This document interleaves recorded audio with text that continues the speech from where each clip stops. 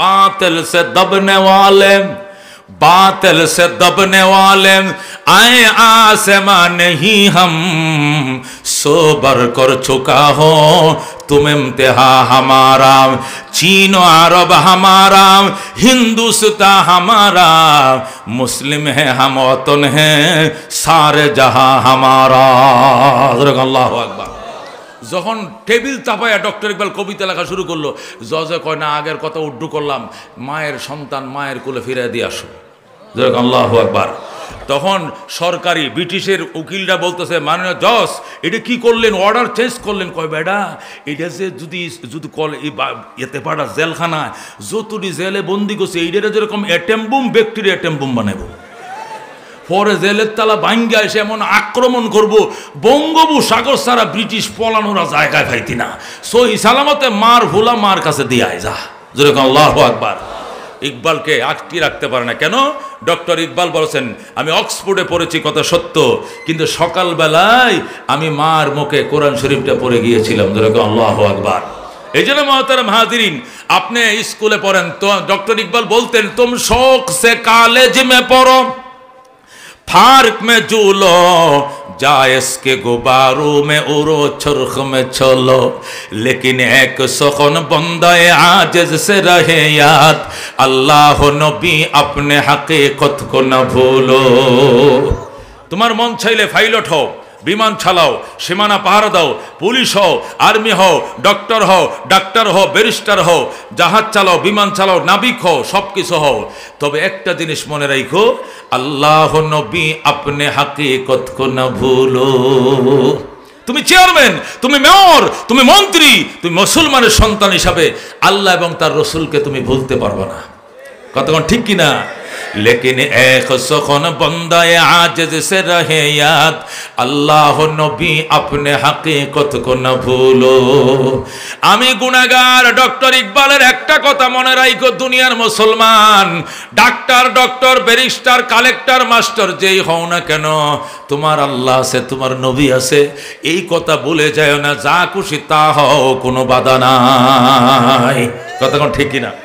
এই জন্য মুসলমান চেষ্টা করেন সন্তান হবে তোমার উপরে কিয়ামতের কঠিন ময়দানে হাসরে তোমাকে জিজ্ঞাসা করবে না এই তোমার ছেলে অক্সফোর্ডে গেল না কেন, তোমার ছেলে আইকম বিকম করলো না কেন, তোমার ছেলে অনার্স মাস্টার্স করলো না কেন, এই জিজ্ঞাসা করা হবে না। জিজ্ঞাসা করা তোমার ছেলে কোরআন পড়লো না কেন, তোমার ছেলে নামাজ শিখলো না কেন, তোমার ছেলে হাদিস শিখলো না কেন, জিজ্ঞাসা করা হবে। এই জন্য সকাল বেলায় মক্তবে পাঠান বাচ্চাদেরকে, প্রথমে সকালে মক্তবে পাঠান। আল্লাহ নবী কয় যখন তোমার সন্তান আব্বা আম্মা বলা শিখবে তখন তার কলিজার মধ্যে অঙ্কন করে দাও আশহাদু আল্লাহ ইলাহা ইল্লাল্লাহ ওয়া আশহাদু আন্না মুহাম্মাদান আবদুহু ওয়া রাসূলুহু।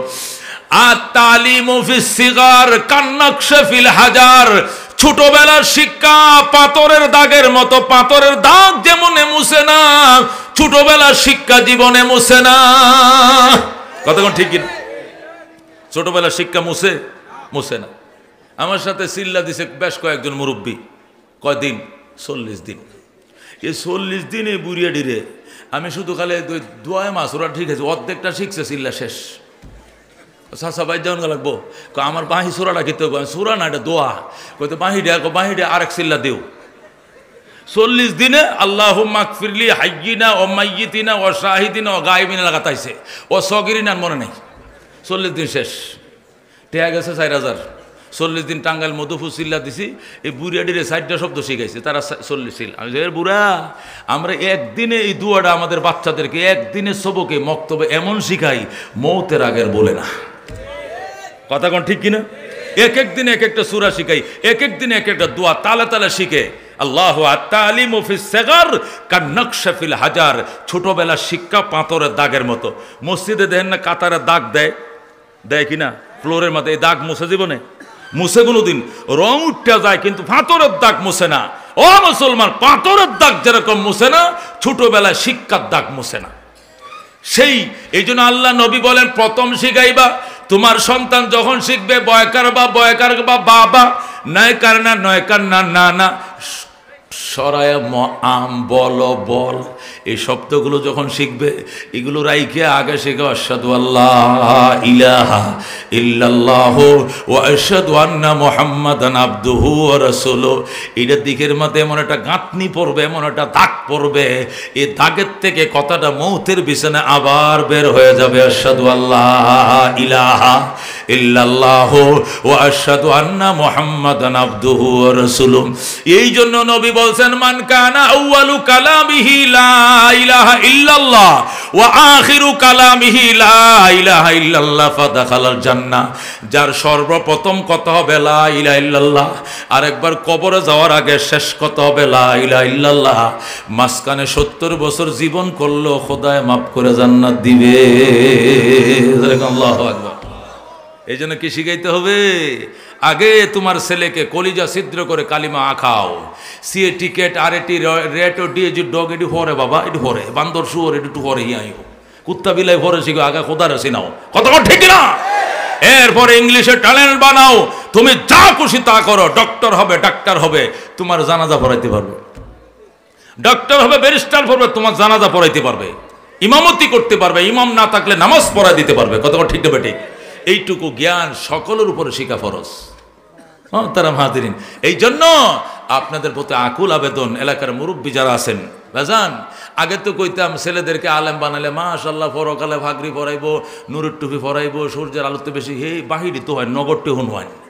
সন্তান আলেম বানাইবো, আপনারে বৃদ্ধাশ্রমে দিত না, নগদ ফজিলতটা হুন হয়। মানুষ তো নগদের পাগল। কথা কোন ঠিক কিনা? এই দেশে বৃদ্ধাশ্রম আছে 18-19টা, সারা বাংলাদেশে। রংপুর আছে, ঢাকা তো গাজীপুরে প্রথম শুরু হলো, খুলনায় আছে, সিলেটে আছে, প্রত্যেকটা বড় বড় শহরগুলোতে বৃদ্ধাশ্রম আছে। বৃদ্ধাশ্রম নারীরা বেশি যায়, এই জন্য বৃদ্ধা কয়। আসলে বৃদ্ধাশ্রম বৃদ্ধাশ্রম দুইটাই, বৃদ্ধ এবং বৃদ্ধা উভয় জনে। আচ্ছা, এই 19টা বৃদ্ধাশ্রমে খুঁজে দেখুন, খোদার কসম খায়া বলতে পারে কোনো আলেমের বাপ নাই, কোনো আলেমের মা নাই। উচ্চ শিক্ষিতর মা বাবা, শুধু শিক্ষিত না, এ আলবাউরার কোনো মা বাপ হেন নাই। কথা কোন ঠিক কিনা? গ্রামের কোনো কৃষকের মা বাপ বৃদ্ধাশ্রমে নাই, কোনো 3 চিল্লা সাথীর মা বাপ বৃদ্ধাশ্রমে নাই, কোনো হাক্কানি পীরের মুরিদের মা বাপ বৃদ্ধাশ্রমে নাই।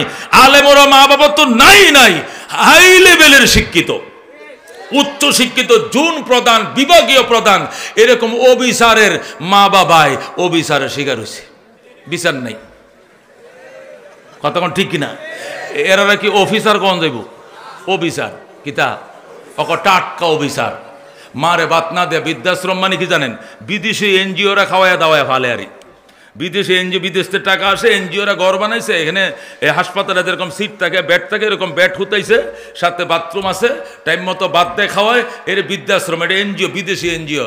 তুমি কোটি টাকার মালিক, তুমি দামি চাকরি করো, তুমি বিভাগীয় প্রধান, জোন প্রধান, তুমি অফিসার, তোমার মা বৃদ্ধাশ্রমে। ওই দিন লেখছে ফেসবুকে, পত্রিকায় আইসে, এক লোকের মা, তার একটাই সন্তান, বাপ নাই, তো মা বৃদ্ধাশ্রমে। তো মার শ্বাসকষ্ট যখন বেড়ে গেছে, বৃদ্ধাশ্রম বলে বুঝে ফেলছে, বাঁচত না, টান শুরু হয়ে গেছে আর কি। পরে কইতেছে আমার ফুত, আমার ফুত, আমার ফুত, মানে পুত্র একটু দেখতো। পরে ফোন নম্বরটা কথা আছি, আপনার ছেলের নম্বর কি? কয়ে এখানে স্যার কোন যে আমার ছেলের, স্যার কোন যে আমার ছেলে কিন্তু স্যার, মানে অফিসার তো। মা শিখায় দেয় আমার ছেলের স্যার কোন যে, স্যার আপনার আম্মা গুরুতর অসুস্থ, টান শ্বাসকষ্ট হচ্ছে, মনে হয় বাঁচবে না। কয় আমার আসার সময় নাই, বললেন ছুটি নাই, আসে নাই। এর একটু পরে উনি মারা গেছে। মারা যাওয়ার বলছে, মা স্যার আপনার আম্মা তো মারা গেছেন, আপনি কি জানাজায় আসবেন? তাহলে আসলে কয় আমার সময় নাই, ছুটি নাই, এলাকার লোক নিয়ে আপনারা পড়ে ফেলেন। এরপরে আবার ফোন করছে, স্যার লাশটা কি আপনাদের যমুনার হেপারে সিরাজগঞ্জ বাড়ি আর কি, সিরাজগঞ্জ নেবেন নাকি এখানে লাওয়ারিশ গুরুস্থানে? কয় রাইকে দেন লাওয়ারিশ গুরুস্থানে। এ হলো অবিচারের অবস্থা। আছে গো বিচার আসার আছে মনে করছেন? ও কপাল পোড়া, এরকম সন্তান জন্ম দিয়ে লাভ কি? নিঃসন্তান থাকতা, আটকর থাকতা, ভালো ছিল, অন্যরা সাহায্য করতো। কথা ঠিক না? কথা ঠিক না? এরপরে মাশাআল্লাহ স্যার ছুটি লইয়া 2-3 মাস পরে আইসো না, কইতেছে আপনারা এনে লোক কয়জন? 350। 350 আর এলাকার তেলন 150, সর্বমোট কত হবে? 500 লোক খাওয়াবো। বড় একটা গরু কিনছি 4 মনে গোস্তের। এলাকার মানুষ জারু মিছিল করছে, জারু মিছিল। আমরা জীবনে বহু গোস্ত খাইছি, আপনার মতো কম জাতের সন্তানের গোস্ত আমরা খাবো না। কথা কোন ঠিক কিনা? ঠিক কিনা? নারে তাকবীর। ও তারা হাজিরিন, শেষ পর্যন্ত উনাকে অপমান অপদস্থ করে এখান থেকে বিদায় দেওয়া হয়েছে। তুই পারলি না মারে শেষবারের মতো দেখতে? তুই যে র্যাঙ্কের চাকরি করস, হেলিকপ্টার নিয়ে আপডাউন আসতে পারতি, ঠিক কিনা? আসে নাই, শেষ দেখাও দেখে নাই, জানাজায় শরিক হয় নাই, লাশও দেশে নেয় নাই। পরে আইসে মেজবানি খাওয়াইতো, গুসের টিয়াতে কি খাওয়াইতো? মেজবান খাওয়াইতো।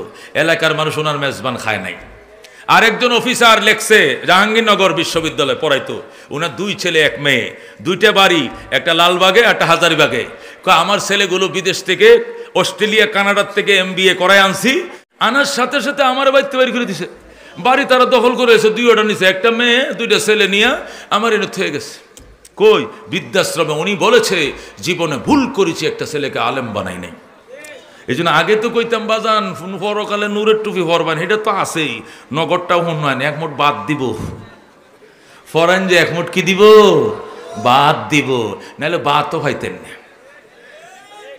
আমনের ব্যান চালাইছন, রিক্সা চালাইছন, ফুতের উচ্চ শিক্ষিত করেছন, পরে কি কইব? আব্বা ঢাকা শহর এটা হাই কমোডিটি, ব্যবহার করতে পারত না, আয়ু না শহরে, আয়ু না, এটা বাদ করে আলবা তুমি, এটা নষ্ট করে আলবা তুমি। হিঁস লাগাই হর বাবরে কোমর দুঃখ আইবা, এটা জানো? এতে হিঁসলা হিঁসলা কিতা টাইস লাগাইছি, এ লাগাইছি, এটা তুমি বুঝতা না। গ্রামে তাহ মরিয়া রয়েছে, কেউ কইতেও পারে না, দোয়ার বান্দা, দোয়ার কুল্লে ফাঁসের বাড়িওয়ালা জানে বুড়ি মরছে, ছেলেরা ঢাকা শহরে 11 তলায় থাউন তারা, মাশাআল্লাহ। এই জন্য মুসলমান আলেম বানাও। নবী বলেন কোন আলেমান, আলেম হও, আও মুতাআল্লিমান, ছাত্র হও, আও মুঈনান, সাহায্যকারী হও, আও মুহিব্বান, অন্তর দিয়ে ভালোবাসো। কি বাসো? উলামায়ে কেরাম যেখানে, আলেম ওলামা নাই যেখানে,